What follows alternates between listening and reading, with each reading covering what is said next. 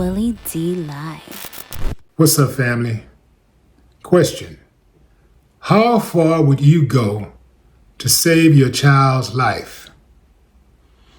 Back in 2015, Brian Randolph of Pontiac, Michigan, robbed a Vibe credit union as part of a plan to pay for his daughter's cancer treatment. Brian read a statement in court saying he didn't understand why people were so upset with him trying to help his daughter. An excerpt of that statement read, "All I wanted was for my daughter to get her treatments, and even though what I did was wrong, it immediately got her insurance turned back on," he said. Judge James M. Alexander didn't want to hear it. Boy, what a rude, disrespectful judge. He had a stack of letters that he held up saying, "You sent me all these letters talking about what a nice guy you are. You're not a nice person. You're a bank robber. Tell me you're racist without saying it." Yeah, that's right. I said it. Yeah, I know some of y'all like, you think everything got to do with race, everything. Nah, yeah, it does in this country. Because you know damn well, had a white dude went out there and robbed a bank to save the life of his child, he would have been rewarded. They would have patted him on his back and saluted him and gave him a whole bunch of money. In fact, I have a similar case, fam, and I'll read it to you in just a moment. But let's get through this first. Okay, so check out what the judge says. You know, every day in this country, somebody has a tragedy, but very, very, very, very, very few people decide the way to deal with that tragedy is to go out and rob a bank. While the judge was right in his assessment, people without moral flexibility scare me. See, because I know that the judge knows how to be compassionate when he wants to. I know he knows how to be a little, forgiving when he wants to. He knows how to give somebody a break. He knows how to decipher when somebody is a serious threat to society. You know, the primary reason that you're supposed to lock somebody up is to keep the public safe. How is it keeping the public safe when all this dude did was hand over a letter? He didn't have a gun on him. He handed the teller a letter and said, "Yo, give me the money." He handed the teller a letter. "Give me the money." He didn't shoot up the place. He didn't pop somebody across the head. He didn't pistol whip anybody. He just handed them a note. They gave him the money, and he walked out. Y'all know that they got rapists in this country that they give probation to, or they just let go straight home, or they let them run for president. They got people in this country who are 34-time felons who are allowed to run the country. This country is not serious about crime. Oh yeah, they're serious about committing crime, but they're not serious about crime prevention.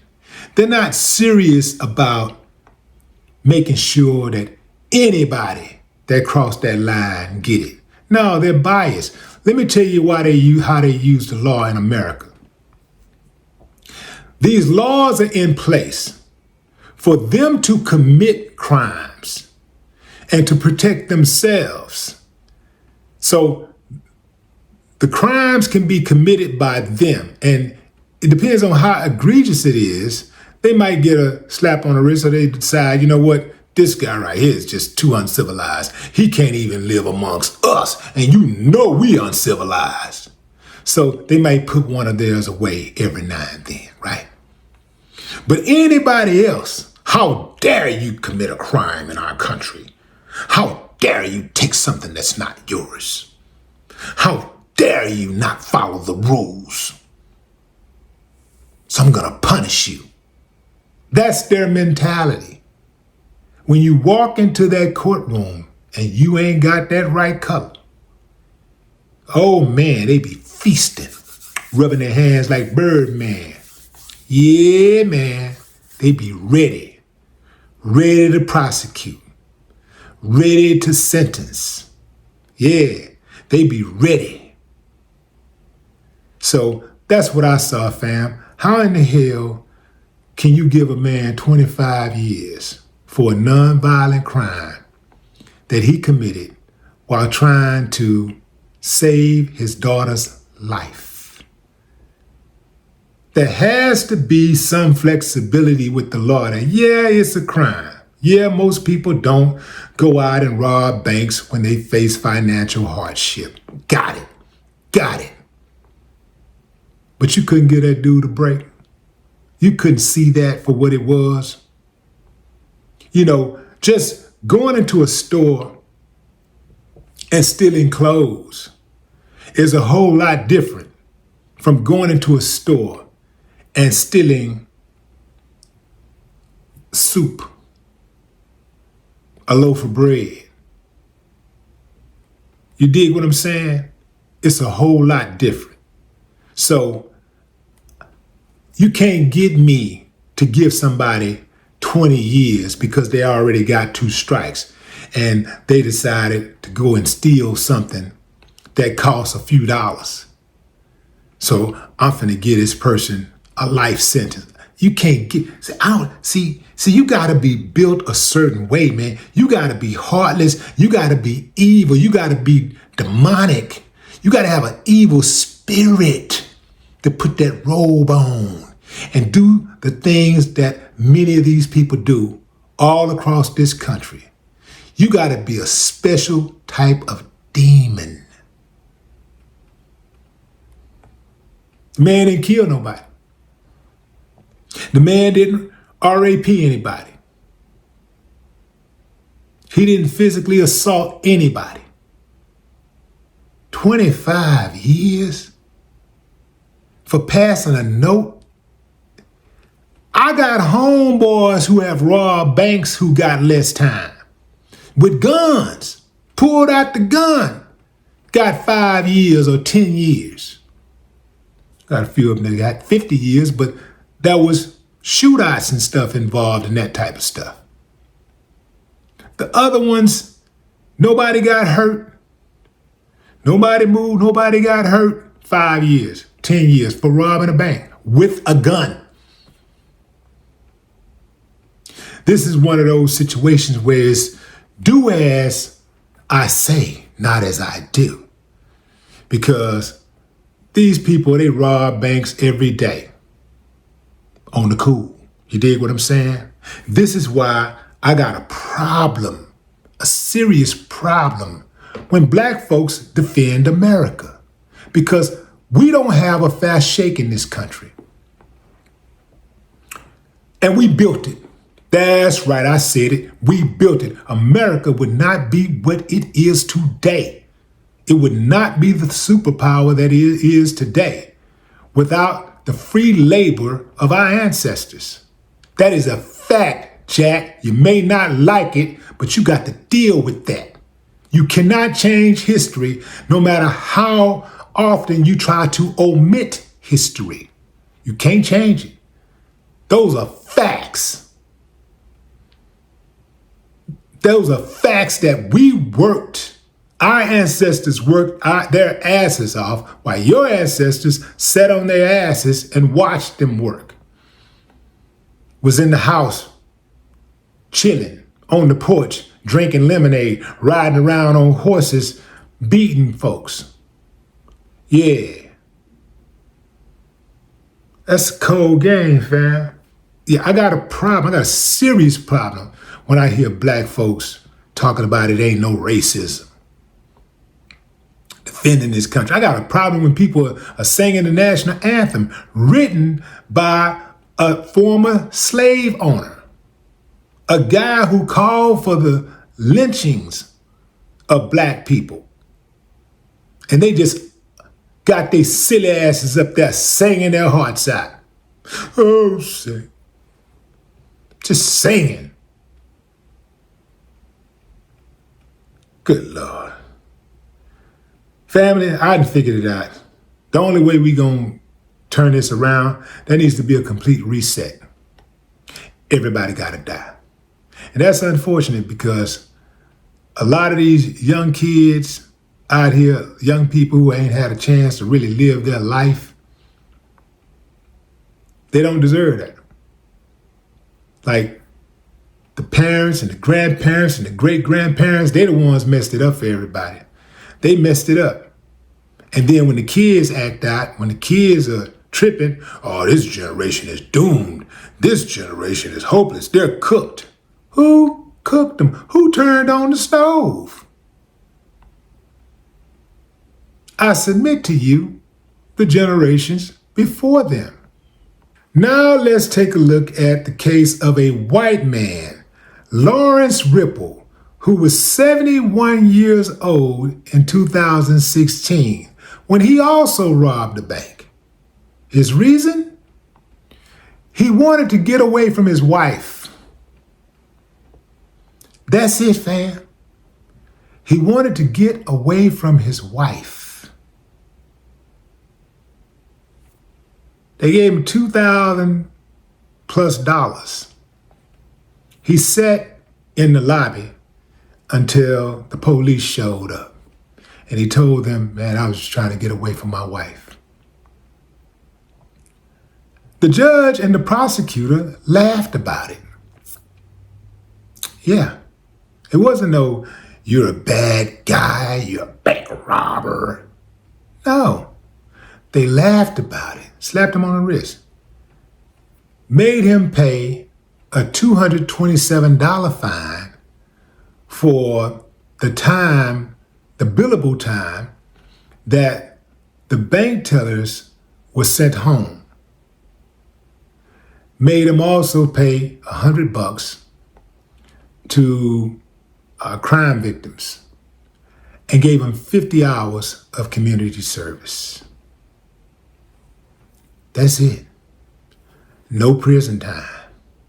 You see, there's a lot of men who want to get away from their wives, who don't go out and rob banks. You see what I'm saying? Don't go around terrorizing people, robbing banks. But Lawrence was given a break. See? Because the system was set up to give Lawrence a break. See? The system was set up by people who look like Lawrence, men who look like Lawrence, to give them a break. Yeah, this is why when they go out on these killing sprees and they kill up everything, they go into the stores and the churches and the schools and kill everything, they always are quick to say it's a lone wolf. They acted alone. And they don't go in and try to change laws, and they don't put a dragnet on white communities and start pulling over every white kid that they see, every white man that they see, harassing them, stopping and frisking them, looking for guns. They don't do no shakedowns. They don't try to have more stronger laws to stop them from getting guns. They don't do none of that. They try to make it seem like this is an isolated case. They're going to talk about him. They're going to put him out there. We got him, he's put away, and then they're going to talk about it for a few days, and then they're going to stop talking about it altogether. And law enforcement, the media, all of them, they're in on it. They're all in the same game. And they got a rule that, hey man, after we catch them, we reassure the public that they're safe. We do a lot of interviews. We catch people crying. We get a few political statements from our politicians, our public service people. And hey, man, it's right back to normal. We'll reconvene after the next shootout. We'll reconvene after the next school killing. And it's the same old dog and pony show. Over and over and over and over again. Here's my point. Black men, black boys, black women, black girls, black people. We have to be the most law-abiding people in this country. And even if we are, they're still going to come after us. So we can't give them any excuse. We can't give them any ammunition. They're gunning for us daily. So if we fall into any of these traps where we get emotional and strike out, try to harm somebody, go out, move that package, stick that gun in somebody's face, they gonna do us dirty, fam. We not gonna get treated like our white counterparts or anybody else. They got it in for us. When they building those prisons, they got us on their mind. When they first start thinking about investing in them, they're thinking about the type of people who are gonna be in there. It's us. And the whole system is rigged to put us in there, to get us in there. Now, they'll come for us even if we're totally innocent. Even if we're totally innocent, we're going to be targeted. But if you give them a reason, if you play into the game and they get you, now they got you. And ain't nothing you can do about it. Can't nobody really come to your defense. If you are innocent, you got a fighting chance. You really got a fighting chance. But if you're guilty, they're going to try to do you dirty. But what say you, fam? Drop a comment. I'd love to hear your thoughts. No more talk.